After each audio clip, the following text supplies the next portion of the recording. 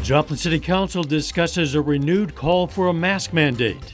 Plus, Kansas counties must decide whether to move forward with mandates of their own after an executive order from the governor. PSU students will soon head home for Thanksgiving, and then they'll finish up the semester online. But before they go, some are sharing their experiences of going to college during a pandemic. That's coming up. The 4 states' most watched news starts now. The Joplin City Council approves a new mask mandate for the community. This is KOAM News at 10. KOAM's Chris Warner joins us live outside City Hall with the latest.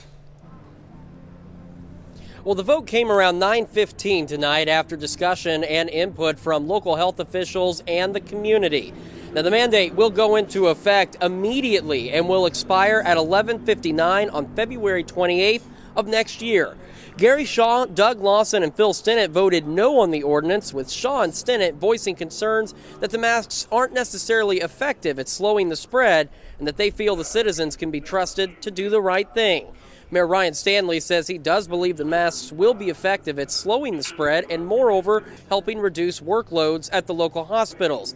Councilman Chuck Koppel cited data from nearby communities like Springfield with mask mandates, saying that while the cases are still rising, they are rising at a considerably slower rate than what we're seeing in Joplin.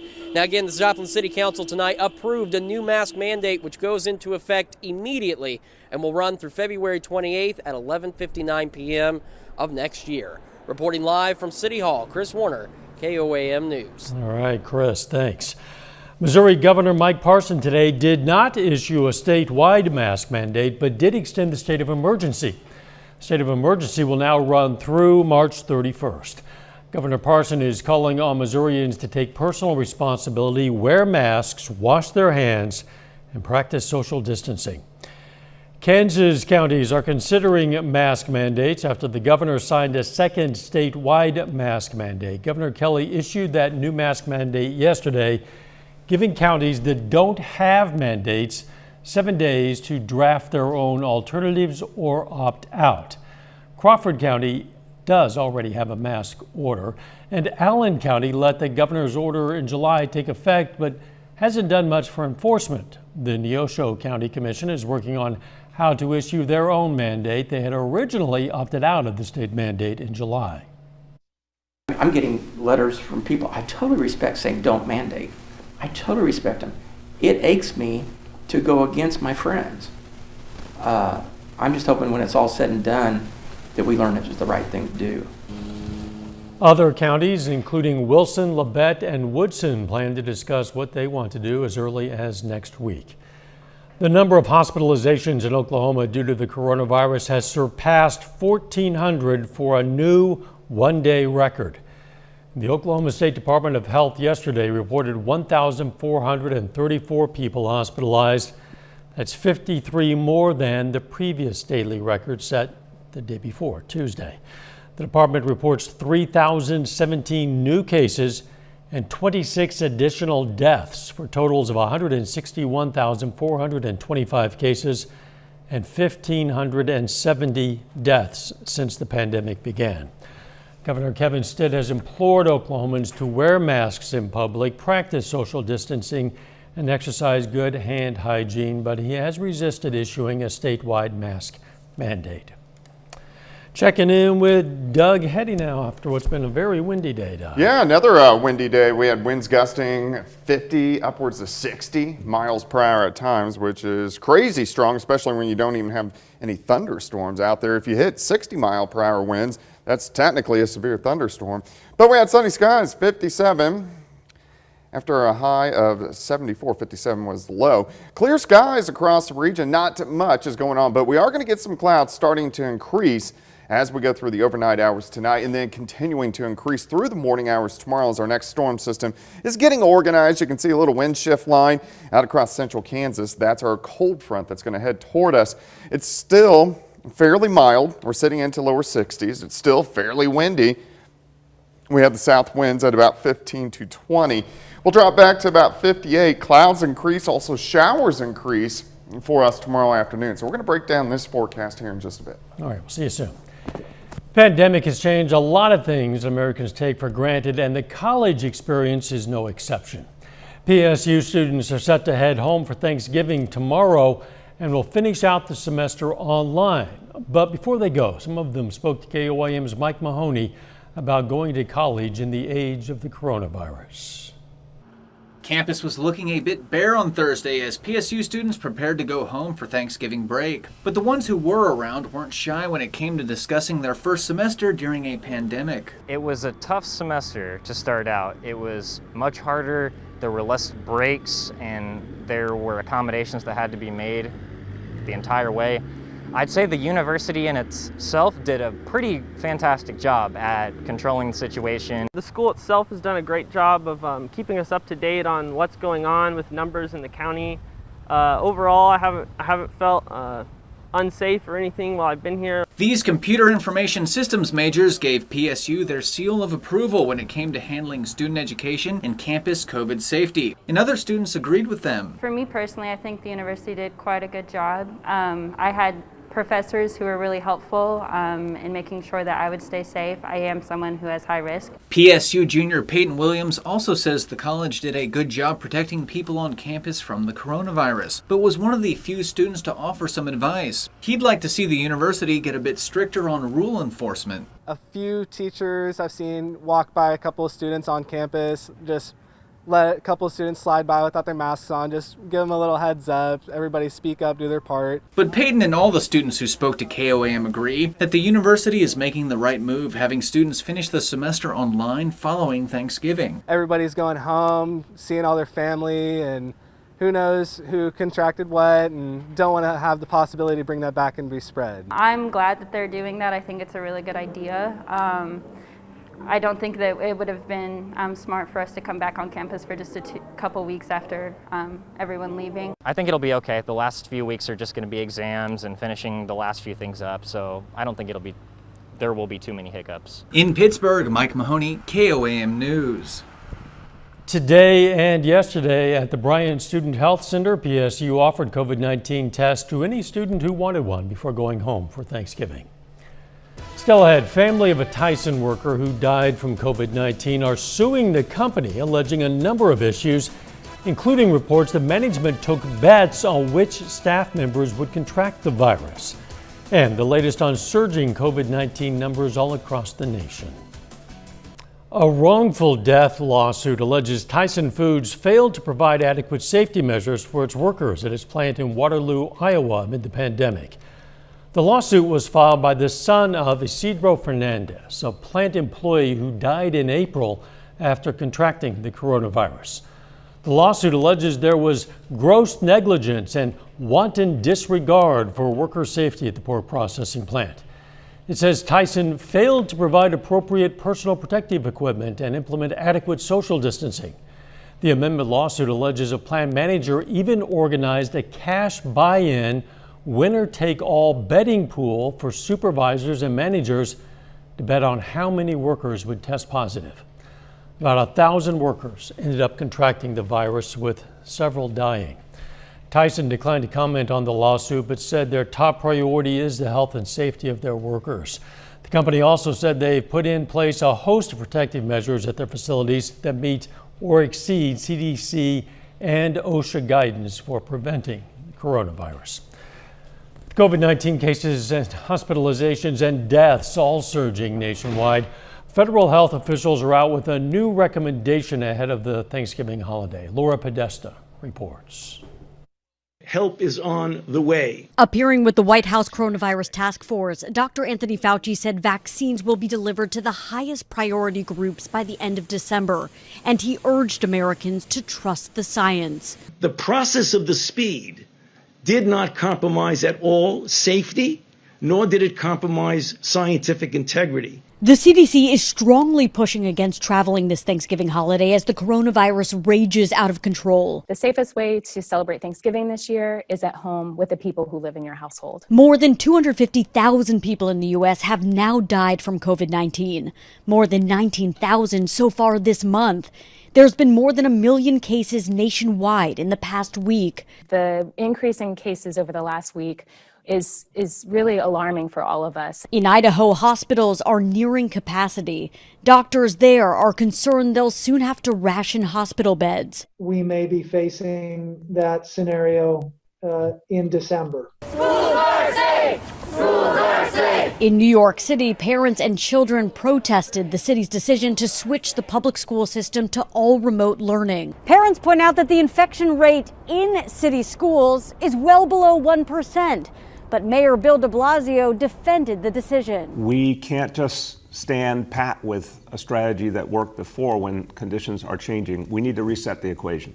Vice President Mike Pence said the task force does not support closing schools or a national lockdown. Laura Podesta, CBS News, New York. The New York City public schools are not expected to open at least until after Thanksgiving. President-elect Joe Biden said he would not rule out taking legal action as the Trump administration continues to block the transition process, but he added he believes it would take a lot of time. CBS News has learned some current and former government officials have had limited contact with the Biden-Harris team, but the president-elect says the delay in a full transition could hamper his upcoming administration's response. In the meantime, President-elect Biden is piecing together his cabinet.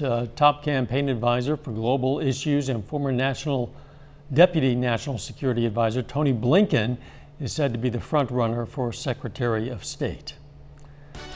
A little bit later on KOAM News at 10, it's the Christmas season in downtown Joplin. We're going to look at some of this year's most festive spots and tell how you can vote on your favorite. And it looks like the rain is right back in the forecast as we work into the weekend. Those details coming up.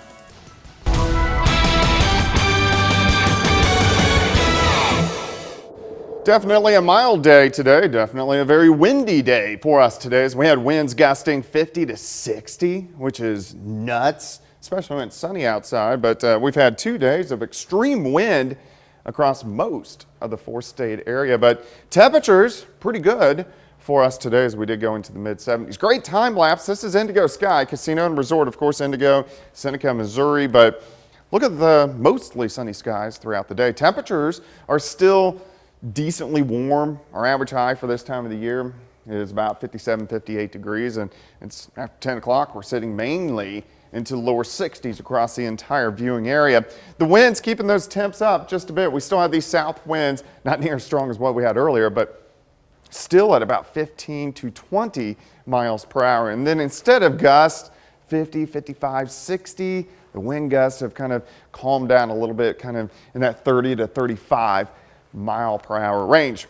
But it's going to stay breezy tonight. It's going to stay breezy once again for us tomorrow. You can see the flag blowing. We are looking east from our station, currently sitting at 63. South winds at about 10 to 15. Humidity at 63%. Nothing going on here. We have clear skies.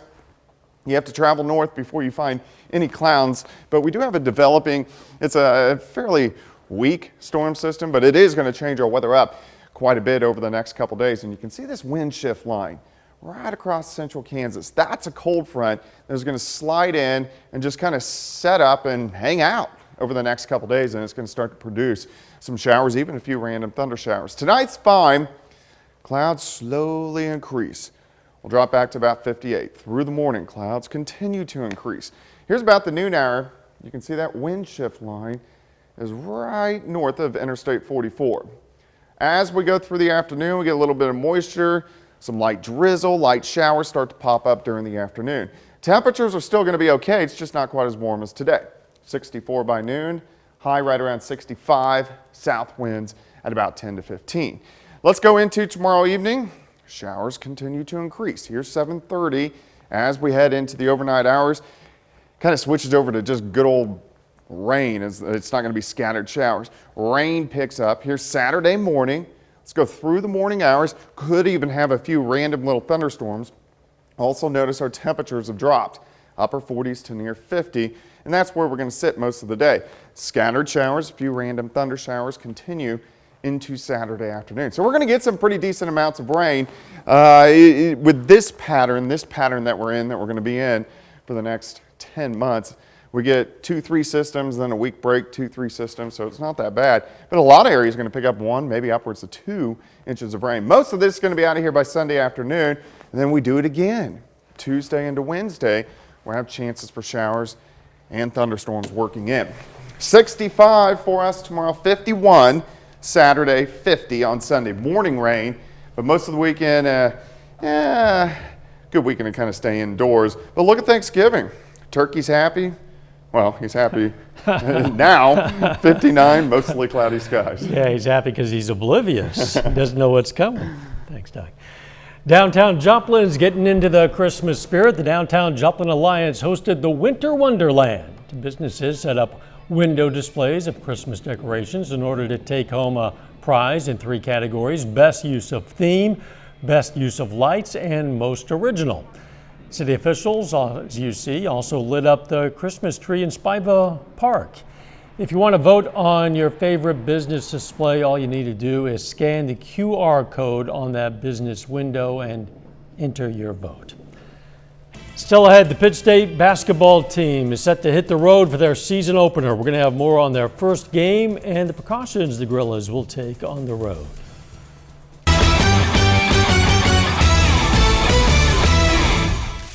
Tonight is the opening night of the season for MIAA basketball. The Missouri Southern Lions kick things off this evening, hitting the road to face Central Oklahoma.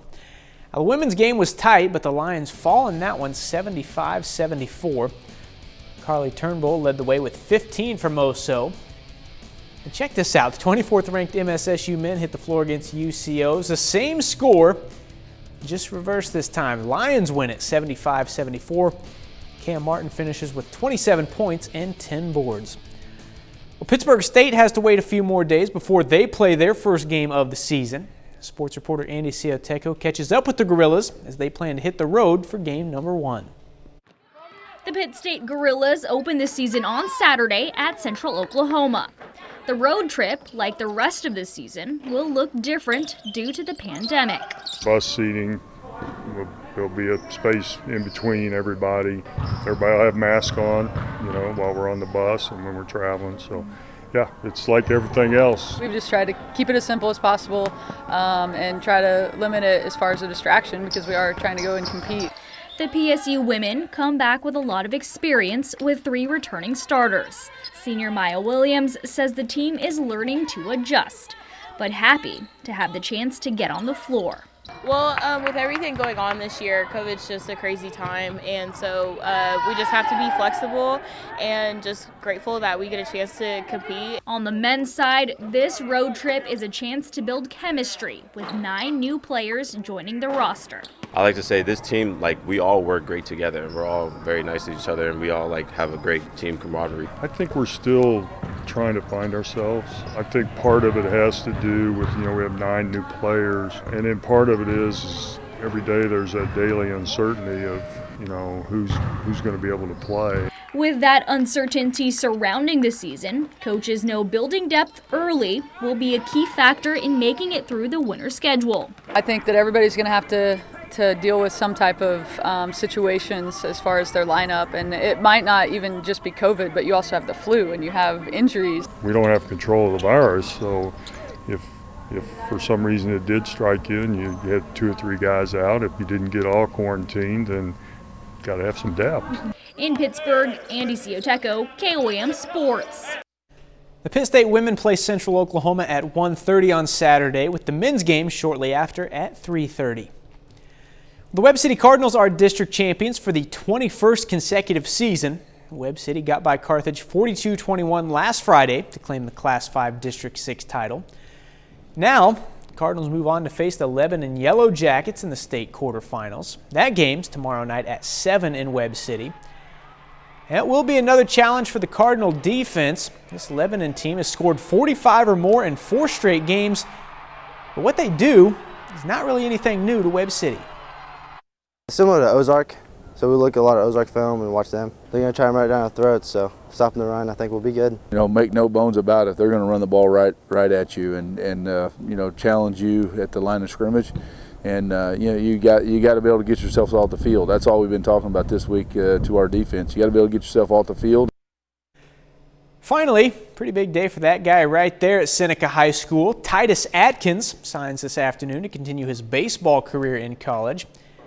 He'll be staying in Missouri to play first base for College of the Ozarks.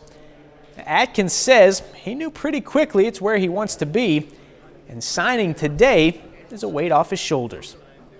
It's been like on my mind for a long time, like where am I going to play, like what's going to happen, am I even going to make it to the next level, and especially signing that dotted line, it's going to set it in stone where I'm going to be playing for the next 4 years. I went to a camp there and then it just happened to be the perfect place. I mean, like even like Coach Richardson and stuff like that, like even the atmosphere around it, I knew it was home for the next 4 years.